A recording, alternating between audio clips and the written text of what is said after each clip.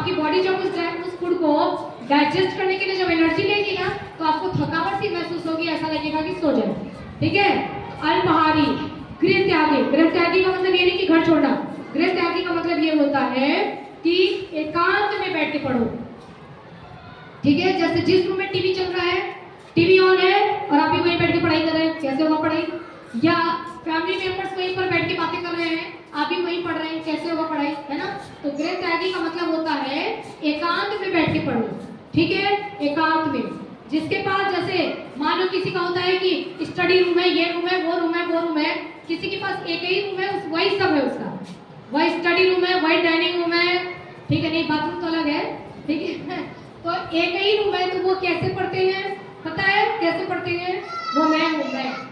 एक ही रूम रहे तो कैसे पढ़ेंगे पता है? हम पढ़ने के लिए बहुत शानदार जगह सेलेक्ट करते थे। ठीक है। वो कहाँ था? वो था छत की सीढ़ी। छत की सीढ़ी, वहां पर एक पेड़ भी था, उस पेड़ से हवा भी चलती थी। ठीक है। और फैन वगैरह की जरूरत नहीं, पेड़ की सीढ़ी, पेड़ सीढ़ी पर बैठते थे, पेड़ पर नहीं बैठते थे, सीढ़ी पर बैठ के पढ़ रहे हैं और वहां पर डालियों से हवा भी मिल रहा है, एकांत, फुल कॉन्सेंट्रेशन। ठीक है। तो यही ये 5 चीजें याद रखनी है। क्या मैंने बोला? काग चेष्टा, बको ध्यानम, स्वान निद्रा, तथैव च अल्पाहारी, गृह त्यागी, विद्यार्थी पंच लक्षणम। जब तक आप विद्यार्थी जीवन में हैं, स्टूडेंट लाइफ में है, तब तक आपको ये जीवन जीना है। समझ आया?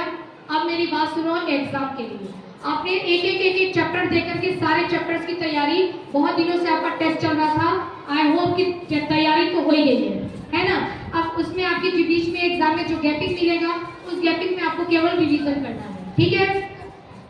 अब विशेष बात ध्यान से सुनो और वापस मुझे रिटर्न करना। ठीक है। जो मैं बता रही हूँ, पहली चीज, नंबर 1 सबसे जरूरी चीज, आप एक भी क्वेश्चन छोड़ के मत आना।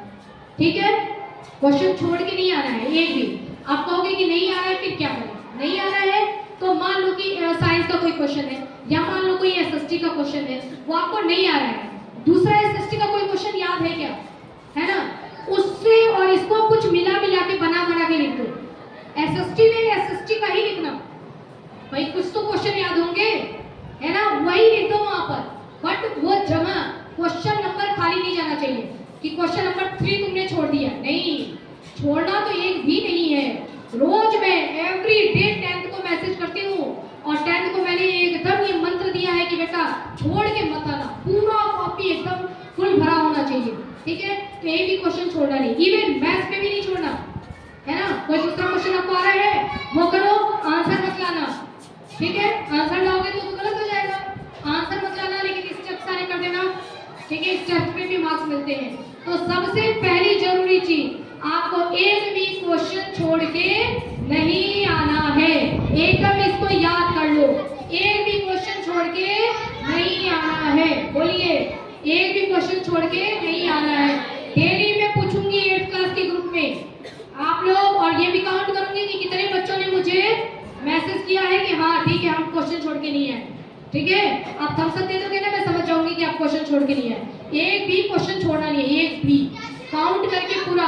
कभी कभी आपकी कॉपी जब चेक होती है ना, तो एग्जामिनर केवल मिलाते हैं, क्वेश्चन नंबर 1 हाँ बच्चे ने किया है, क्वेश्चन नंबर 2 किया है, 3 किया है, 4 किया है, ऐसे काउंटिंग होती है। किस एग्जामिनर के हाथ में कॉपी जा रही है आपको पता नहीं है।